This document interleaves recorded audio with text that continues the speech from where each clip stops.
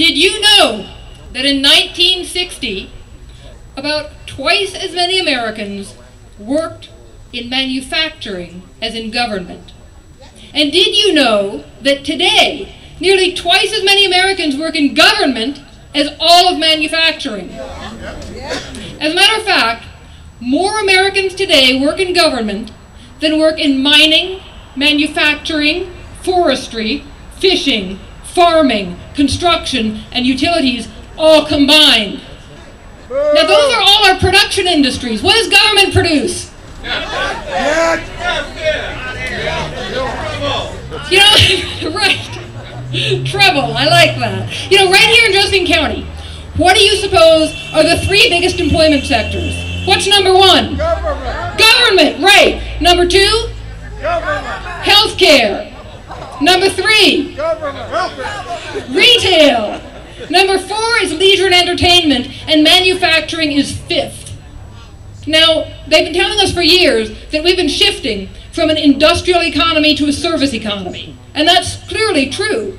Apparently, we don't need to produce anything anymore. Get rid of NAFTA. We can all just sell services to each other, right? But the problem is that if we're not producing anything, we're not creating any new wealth. A service economy just shuffles existing wealth around. So I want to ask you guys, how is this service economy thing working for you?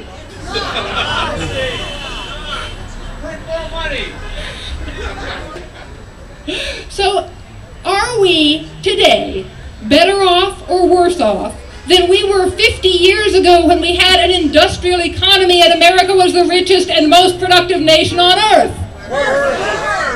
I agree. We're worse. So how did this happen? How did this shift happen? I know it did not come about because of free market forces, because people still buy products, right? Products are still manufactured somewhere, just not here in America. And the way this came about was because of deliberate government policy. Our legislators, for decades, have been passing laws that penalize production and prioritize the preservation of our natural resources and of certain species not favored by natural selection over a healthy economy. We all love nature, but there's got to be balance. If we don't start producing again, and soon, our economy is going to collapse, and our country is going down with it. Today, we're in the midst of an economic crisis caused by spending more than we produce and financing that spending with debt. To get us out of this crisis, our government has decided that it needs to stimulate the economy. Hello, Washington? We don't need government to stimulate our economy. We need government to get their cotton-picking hands off of it. We need government to get out of the way and allow the producers to start producing again. They're not listening. And they're not going to listen because the preservationists are still in control. So instead, they tell us that the way to stimulate the economy is to increase spending. Now, people aren't increasing spending because everybody's overextended. So our geniuses, they ponder this problem, and they figure out that if we could just get people to borrow more, they'd be able to spend more, right? So they come up with a scheme called quantitative easing. You've heard of that one, right?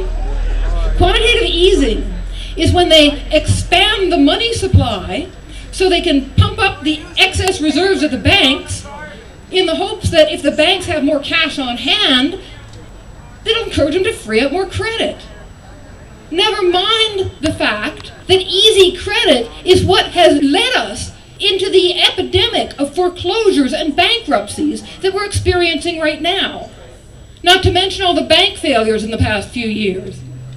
Never mind the fact that expanding the money supply creates inflation that makes us all poorer because it reduces the purchasing power of the money that we have. Never mind the fact that over-borrowing and overspending is what has driven our nation to the very brink of economic collapse. The solution, according to government, is more borrowing and more spending. This is insanity. You know and I know we cannot borrow our way out of debt or spend our way out of insolvency. Now, my time is running out here, but so is America's. And the last thing I just want to say is the only way to restore our economy is to increase production, not spending, but production. We need to get rid of the laws that stifle production and drive our industry offshore. If we want to save our economy and our nation, we need to reindustrialize America. Thank you.